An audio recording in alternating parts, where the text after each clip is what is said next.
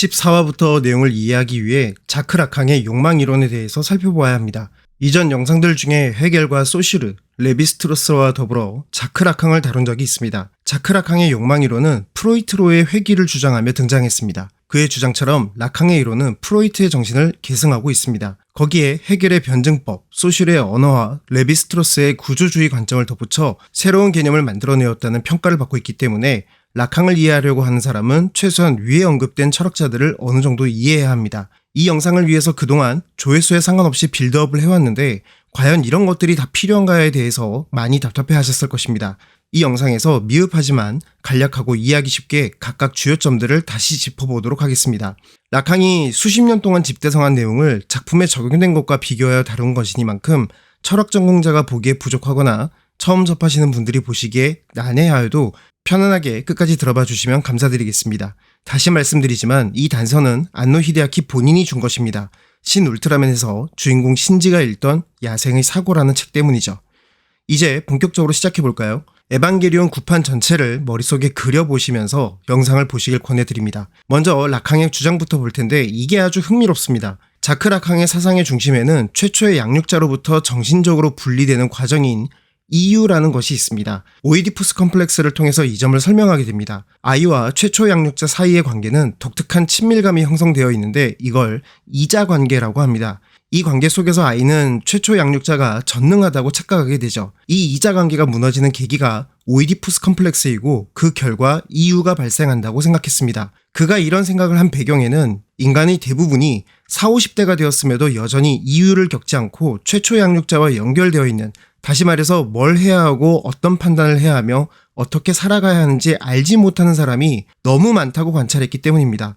안노 히데아키 역시 1995년 당시 일본에 차고 넘치던 오타쿠를 비롯한 수많은 성인들에게 던지고 싶은 메시지였을 것입니다. 이제 그에 져서 에크리의 내용을 따라 작품을 비교해가면서 나아가겠습니다. 1936년 라캉은 거울의 단계라는 자신의 저서에서 프로이트의 나르시시즘에 대해 인문에 대한 자신의 의견을 정리한 바가 있습니다. 프로이트가 제시한 4가지 나르시시즘 중에 한때 자신의 일부였을 어떤 이에 대한 점에 초점을 맞추어 1933년부터 1939년 동안 있었던 헤겔의 강의를 통해 받은 영감을 첨가합니다. 헤겔의 변증법인 정반합을 간단히 예를 들어 설명을 드리자면 눈으로 구름을 보았습니다. 그래서 구름이라는 걸 알게 되었죠. 그런데 그 구름의 모습이 어제 본 구름의 모습과 다르다는 것을 알게 되었습니다. 그래서 다시 구름을 보고 어제와 다른 구름도 있구나 하고 알게 되었습니다.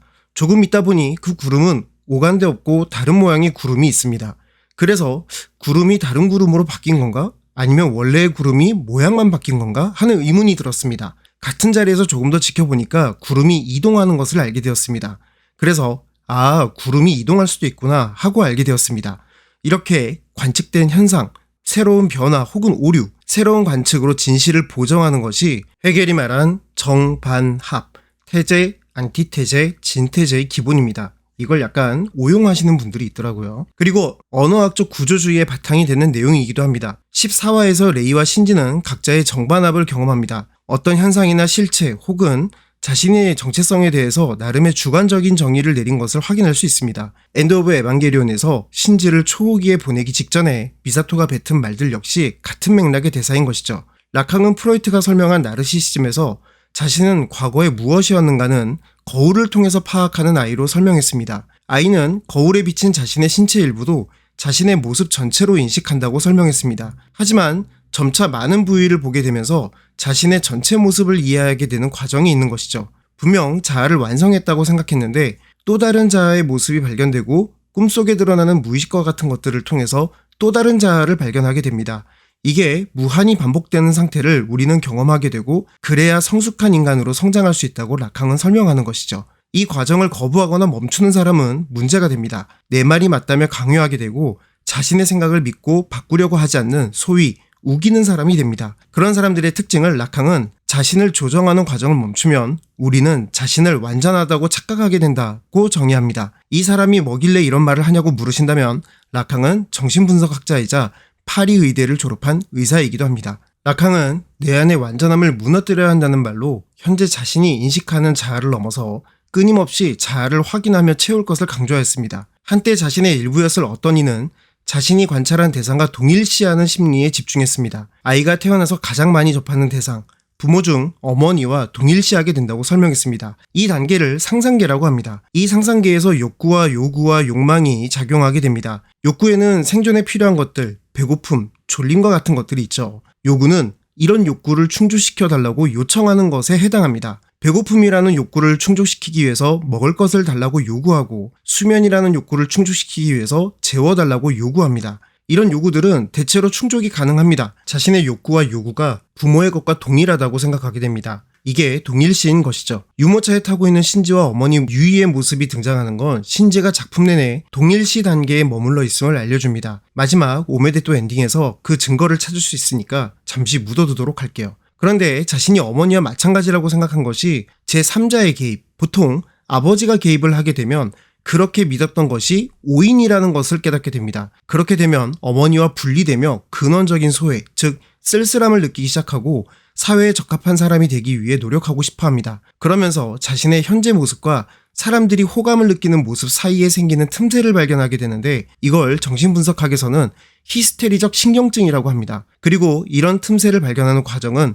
히스테리를 파악하는 데 반드시 필요합니다. 신지와 아스카는 이 과정을 겪은 적이 있습니다. 아스카는 비교적 일찍 이 과정을 겪었기 때문에 자존감이 높은 것 같은 자아를 가지고 있어 보이지만, 사도의 정신공격으로 자신의 내면을 들키게 되었을 때 어떤 히스테리를 겪었는지 보여줍니다. 신지는 열차로 대변되는 심상의 공간에서 다양한 타자들 앞에서 자신이 부족한 점을 지적받으며 자기를 옹호하는 발언으로 히스테리를 드러내게 됩니다. 아스카는 버림받고 싶지 않은 모습을 보이며 특정 사물에 집착하는 모습을 보이게 되죠. 아스카가 인형이나 에바 이오기뿐만 아니라 카지와 같은 어른스러운 남성의 모습을 갈구하는 것과 이어져 있습니다. 이제 아이는 상징계로 진입하게 됩니다. 본격적으로 언어라는 상징을 통해서 충족할 수 없는 요구들이 발생하기 시작합니다. 예를 들어 부모가 자녀에게 넌 착한 아이가 되었으면 좋겠어 라고 한다면 아이는 착한 아이가 무엇인지 물어보겠죠.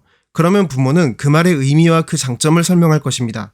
아이는 부모가 말한 착한 아이란 현재의 자신이 아니라는 걸 알게 되죠. 그래서 미래의 자신이 그렇게 되어야 만족하고 좋아할 것이라는 생각을 하게 됩니다. 여기서 부모의 요구는 당장 충족할 수 없는 공백이 생깁니다. 이게 욕망의 특징인데, 사람의 욕망은 충족하더라도 계속 발생하고 끝이 없으므로 이러한 공백은 계속 무한히 발생하게 됩니다. 이렇게 욕망으로 인한 공백이 계속 발생하게 되면 어떻게 해야 부모의 욕망을 충족시킬 수 있을지 고민하게 됩니다. 이걸 두고 락항은 타자의 욕망을 욕망한다라고 하였습니다. 이 작품에서 신지는 아버지의 인정을 갈구합니다. 아버지로부터 다정한 말이나 인정을 받기를 원하죠. 하지만 겐도는 신지의 그런 욕망을 전혀 채워주지 않습니다. 그래서 신지는 아버지에 대한 미움을 거두어들이지 못하는 것이죠. 미사토와 리츠코가 제사 사도 직전의 시뮬레이션에서 신지가 가진 처세술을 두고 타인의 욕망을 쫓는 시점을 지적한 것입니다. 아직 갓난아이 정도 수준의 성숙함을 보여주는 지점인 것이죠. 신지가 계속 에바에 타는 것도, 탈 수밖에 없는 것도 타인의 욕망을 욕망하는 태도 때문인 것입니다. 사도를 물리쳐야 한다는 타인의 욕망을 자기 자신 외에 들어줄 수 없다는 것 때문에 타인의 욕망을 채워주려는 욕망이 생기는 것이죠. 또 다른 예로 아스카가 있습니다. 아스카가 에바 파일럿이 되었을 때 가장 기뻐하며 어머니 제플린에게 뛰어간 이유는 무엇인가요? 어머니의 걱정, 즉 욕망을 해결한 자신의 성과를 알리기 위해서였습니다. 그러나 타인의 욕망을 욕망하던 자신은 어머니의 극단적인 선택으로 타인의 욕망을 더 이상 욕망할 수 없게 되었죠. 그래서 자신의 욕망을 쫓는 듯한 모습을 보이지만 사실 알고 보면 미사토나 카지를 비롯한 불특정 다수의 사람들에게 인정받고 싶어합니다. 그러다 엔드 오브 에반게리온에서 매우 기뻐하며 각성한 이유는 이호기 안에 남아있던 어머니 제플린의 흔적 때문인 것이었죠. 자신이 잃은 줄 알았던 욕망의 대상을 찾고 나서 능력을 발휘하게 된 것입니다. 타인의 욕망을 욕망하는 것에 대한 증거는 또 있습니다. 자크 락항은 그의 논문 모음집 에크리에서 셰익스피어의 작품 햄릿에 대한 색다른 평가를 합니다. 햄릿에 대한 내용은 금방 알아보실 수 있으니 소개는 따로 하지 않겠습니다. 락항은 햄릿이 자신의 시간을 사는 것이 아니라 꿈에 나온 원혼의 시간을 사는 것이라고 정의합니다. 그의 모든 행동의 동기와 목적은 원혼의 한을 푸는 것에 있었으니까요. 정작 자신의 시간을 사는 것이 아니라 타인의 욕망을 해결하려는 그런 욕망에 사로잡혀 살아갑니다. 그러다 락항이 햄릿이 선언한 나는 덴마크의 왕자 햄릿이다 라는 이 부분이 진정 자신의 시간을 살기 시작한 시점이라고 평가합니다. 자신의 정체성을 확립하고 자기의 삶을 살기 시작했다는 것이죠. 신지도 마찬가지입니다. 아버지가 오라고 했고 그래서 왔더니 에바에 타라고 합니다. 그래서 탔는데 왜 탔는지는 모릅니다. 그런데 아버지의 인정도 받고 주변 사람들이 바라보는 자신이 더 나은 사람이 된 것 같은 기분을 가지게 됩니다. 그런데 이 모든 것은 아버지의 시나리오 안에서 자기가 타인의 욕망을 쫓기만 하던 때였던 것이었죠. 그런데 제리엘이 가져온 위기 앞에서 초호기의 케이지에 가서 자신을 에반게리온의 파일럿 이카리 신지입니다 라고 선언하자 아버지 겐도가 놀라는 이유는 정신분석학에서 이야기하는 것처럼 신지가 더 이상 타인의 욕망에만 맞춰 사는 사람이 아니게 된 것이기 때문입니다. 이런 욕망의 가치에 대해서 알아채고 말한 사람은 또 있습니다. 미사토가 신극장판에서 누군가를 위해서가 아니라 자기 자신을 위해서 가라는 말을 했던 이유는 이런 타자의 욕망을 채우려고 애쓰는 신지에게 그런 욕망을 버리고 자신만의 욕망을 쫓으라는 말을 한 것입니다. 동일시를 추구하는 상상계에서 아버지의 이름이라는 것이 등장해야 다음 단계인 상징계로 진입하는 것을 제르엘과의 전투 과정에서 보여주는 것입니다. 그래서 구작과 신작 모두 빠지지 않고 등장하는 것이죠. 아까 상상계에서 아이는 어머니를 자신과 동일시하고 어머니를 욕망의 대상으로 본다고 했었죠. 흔히 말하는 오이디푸스 컴플렉스를 라캉 역시 인정합니다. 그런데 이 오이디푸스 컴플렉스는 아버지의 이름에 의해서 끝나게 됩니다.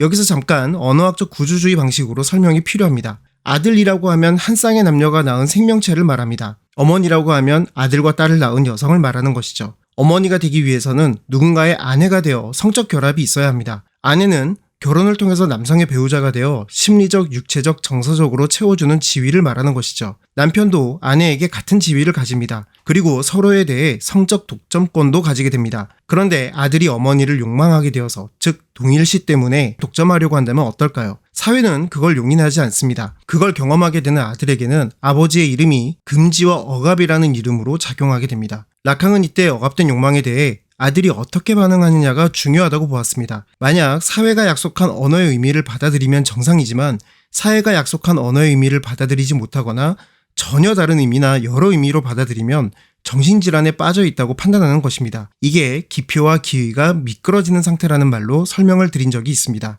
다시 작품으로 돌아와서 적어도 신지와 아스카는 명확한 정신분열의 징후를 보이고 있습니다. 바꾸어 말하자면 이들은 억압적인 메시지를 거부한 것이죠. 그러면 이들이 상징계에 진입하면서 어떻게 반응했는지를 증거로 보면 알 수 있습니다. 신지는 어머니 레이가 초기에 들어가는 것을 직접 목격한 적이 있습니다. 그럼에도 어머니는 죽었다고 생각할 수밖에 없었습니다. 겐도는 신지에게 묘비를 보여주었습니다. 죽음의 상징을 보여주므로 유이가 죽었다고 믿도록 한 것이죠. 그리고 함께 성묘도 합니다. 아마도 겐도의 마음속은 복잡한 심경이었을 것입니다. 유이가 영상 초기에 언급한 이유를 통해 신지가 하나의 성인이 되길 바라는 마음에 자기를 떠나갔으므로 신지가 미운 존재일 수 있습니다. 자기의 자아가 완벽하다고 믿고 있는 겐도는 이런 것들을 받아들이지 못하고 두 가지 모두 이루길 바라는 것이죠.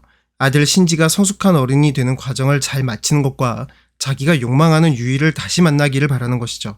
다행히 신지는 이 모든 것을 잘 완성합니다. 그리고 다음 단계로 넘어가게 되어 실제계에 들어서게 됩니다. 거울 속에 보여진 모습은 모두 허성이며 상상, 즉 이미지너리에 불과하다는 것을 알게 되죠. 그래서 오메데또 엔딩에서 거울이 깨지는 장면과 함께 모든 것이 걷어지며 축하한다는 사람들의 말을 듣게 됩니다. 이것이 라캉이 말하는 거울 단계를 벗어난 결과를 말합니다. 그런데 신지를 비롯한 몇몇 캐릭터들은 이 과정에 소위 극중극을 보았습니다. 극중극이라는 말 자체가 틀리진 않았습니다. 그런데 이게 극이라는 것을 깨닫는 순간을 지칭하는 정확한 전문 용어가 있습니다.